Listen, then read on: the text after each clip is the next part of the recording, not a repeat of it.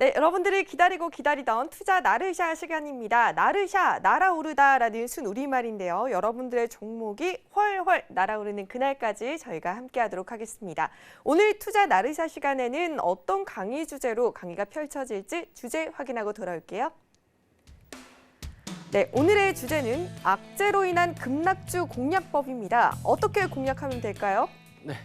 자, 오늘은 제가 좀 기술적으로 보기보다는 이제 시장의 흐름을 통해서 좀 볼 수 있는 종목이다라고 말씀을 드릴 수가 있겠는데, 자, 어떠한 종목들에 있어서 이 종목들이 상승하기 위해서는 상승하기 위한 재료가 필요합니다. 그 재료의 가장 기본적인 부분이 실적으로 볼 수가 있겠고, 뭐 정부 정책이라든지 회사의 방침이라든지 여러 가지 재료가 있을 수 있는데, 자, 그중에 뭐 호재가 있을 수도 있고 악재가 있을 수도 있습니다. 항상 주가는 기대감을 통해서 주가가 상승을 하게 돼 있습니다. 하지만 이 기대감이 소멸이 되는 악재가 나왔을 때는 단기간에 이러한 이제 상승폭을 반납을 하는 경우들이 상당히 많습니다. 자, 그럴 때 분명히 우리가 흔히 이야기하는 스마트머니라고 하는 큰 자금, 이 종목에 많은 자금이 들어가 있는 그러한 이제 투자 집단에서 역시 손실을 보는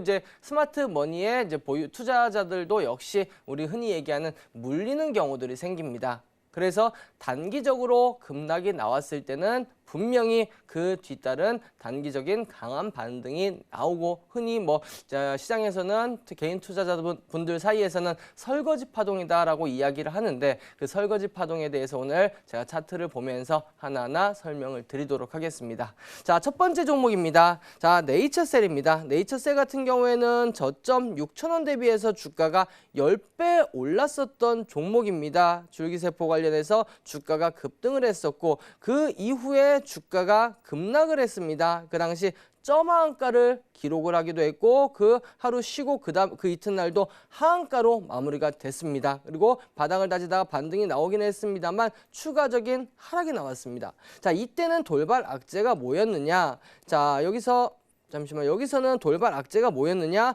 품목 허가, 즉 이제 신약을 개발해서 품목 허가를 신청을 했는데 그 품목 허가가 나지 않고 반려가 됐다라는 소식에 주가가 급락이 나왔습니다. 그 이후에 주가가 추가적으로 하락됐을 때 그때 뭐 하락을 기록했고, 그 이후에도 추가적인 하락이 나오면서 하락 맞은 이후 3만 원대 대비해서도 거의 뭐 5분의 1 토막까지 주가가 이렇게 곤두박질 치는 모습을 보였습니다. 자, 이때는 대표이사가 뭐 주가 조작 혐의로 구속이 됐다라는 소식에 이렇게 급락이 나왔었는데, 그 이후에 주가를 보면은 뭐 호재가 있었던 것도 아닌데 저점 대비해서 3배 이상 오르는, 단기적으로 이러한 3배 이상 오르는 모습을 보였습니다.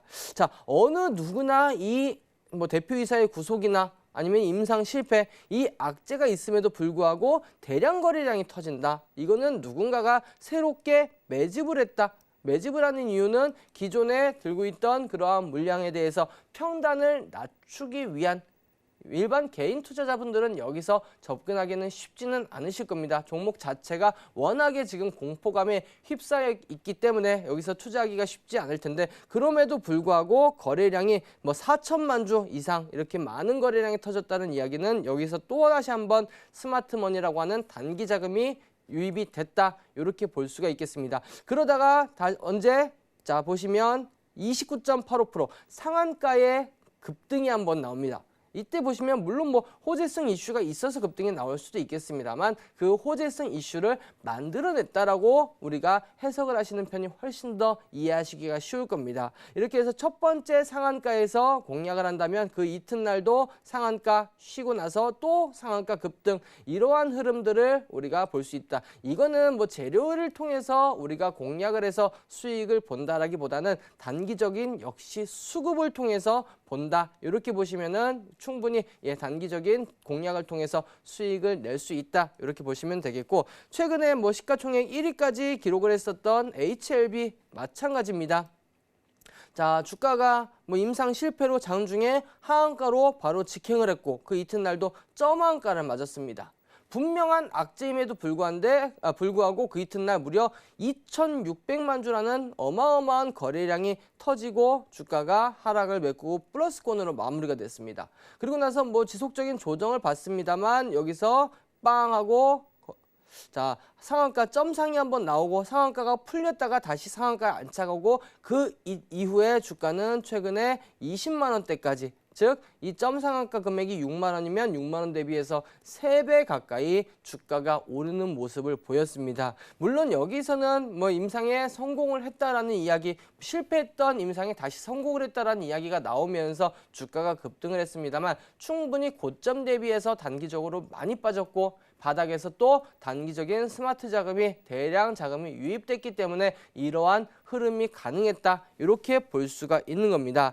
자, 그리고 또 내추럴 엔도텍 같은 경우도 한번 보도록 하겠습니다. 과거에 이제 백수호궁으로 주가가 상당히 좋은 흐름들을 보였던 그런 모습이었는데, 자, 이 백수호궁이 여기에 뭐 2엽 우피소라고 하는 백수호가 아닌 제품을 이용했다라는 소식에 주가가 거의 점한가로 여러 번 빠졌습니다.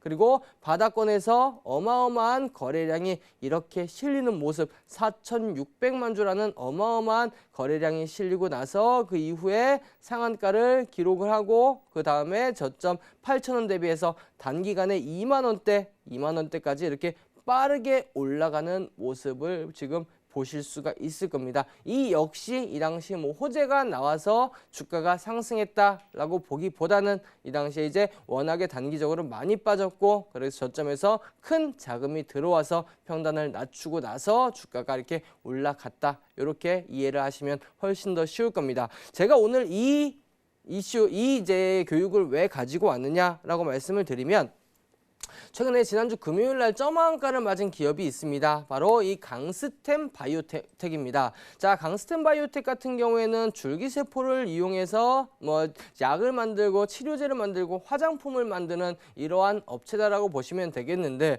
자, 아토피 치료제를 만든다라는 소식의 주가가 10,000원대에서 24,000원대까지 이렇게 강한 흐름을 지난해 연말 이후에 보여주었습니다. 그리고 최근에 약간 좀 시장 영향으로 뭐 바이오 종목들 전반적으로 좀 약세의 흐름들을 보이면서 빠졌습니다만 다시 회복을 하는 모습을 보이다가 지난주 금요일 임상 3상에 실패를 했다라는 소식에 점한가를 맞았습니다.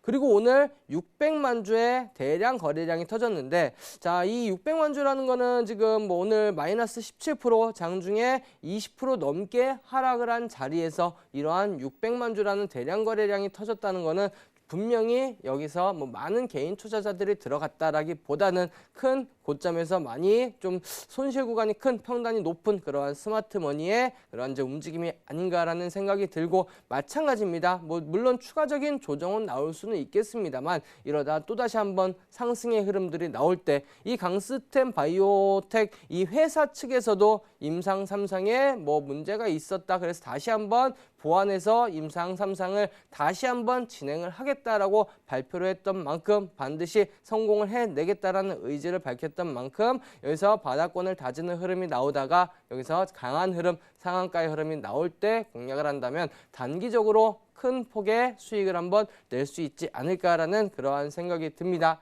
다만 이러한 부분들은 우리가 마찬가지로 투자를 위한 매매는 아니고 단기적인 매매인 만큼 투자보다는 투기, 즉 단기적으로 접근을 하시고, 단기적으로 접근을 하실 때는 우리 투자자분들이 반드시 손절가를 잡고 대응을 하셔야 큰 리스크는 없다. 하지만 손절가만 짧게 대응한다면 여기서 강한 반등 시 큰 수익을 낼 수 있는 그러한 매매 방법이다라는 점 참고해서 보시면 되겠습니다.